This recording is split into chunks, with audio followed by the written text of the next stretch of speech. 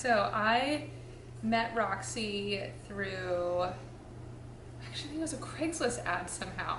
So she was with the SPCA and was being fostered to adopted by a woman, a really nice woman, who just decided that Roxy wasn't the right fit. So we had gotten in contact because she sent me some pictures of her. I absolutely fell in love right away. So I went to go meet her, and Roxy came out in a little butterfly costume. She loves costumes.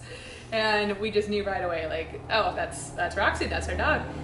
So I reached out to SPCA to talk about doing a transfer over, and they denied me. They said because I had kids in the house that Roxy wouldn't be a good fit, which if you know Roxy at all, Roxy is happiest around children. So apparently there'd already been a line of people that were interested in Roxy, so she went to a different family, and I sent in a few more emails just saying, hey, well, if anything doesn't work out with that other family, we'd still love to have her. And within about a week or so, SPCA reached back out and said the current family that she was with was not a good fit and that I was welcome to go pick her up. And so when I went to go get her, the family that had her most recently was just like, take her. It seems so funny to me, like what that energy was about. And when we brought Roxy home, it was a slam dunk fit. She was absolutely perfect. She doesn't like being left alone, which is to be expected.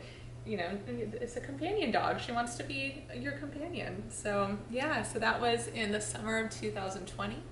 And we've been absolutely in love with her ever since. It was the perfect fit because obviously that initial family that surrendered her, they just maybe never really got a chance to know her. The odd thing is that family that surrendered her had her since she was a puppy. So they had her all those 8 years and then decided after those 8 years to give her up. Everyone feels differently about their pets, but we look at Roxy like a family member and just couldn't imagine having her for 8 years, especially as like a puppy, and then deciding to no longer have her be with us. Just feels crazy.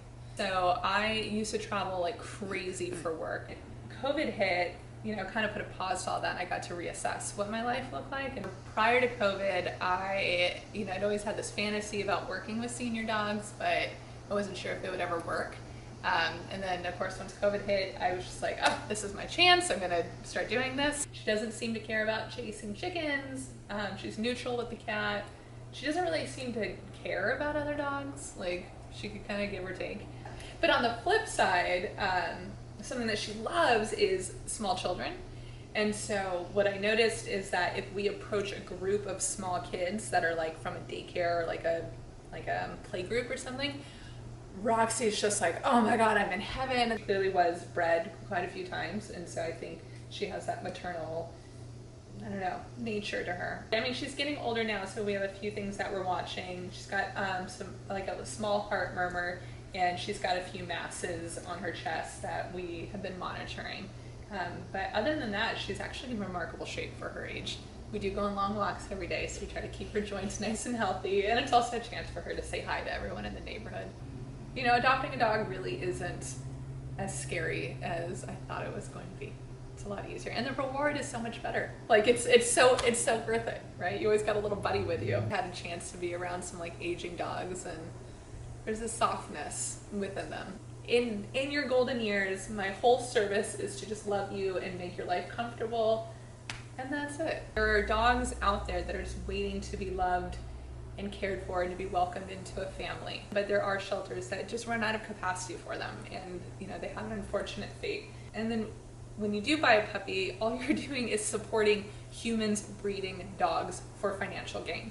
Again, I'm trying to be really mindful. I'm not putting judgment on this, but I don't think it's the right of any being to have financial gain over breeding another species, another creature, another anything. So if you have the opportunity to adopt versus buying a dog, I highly encourage you to give it a shot. You might be surprised by how great it feels.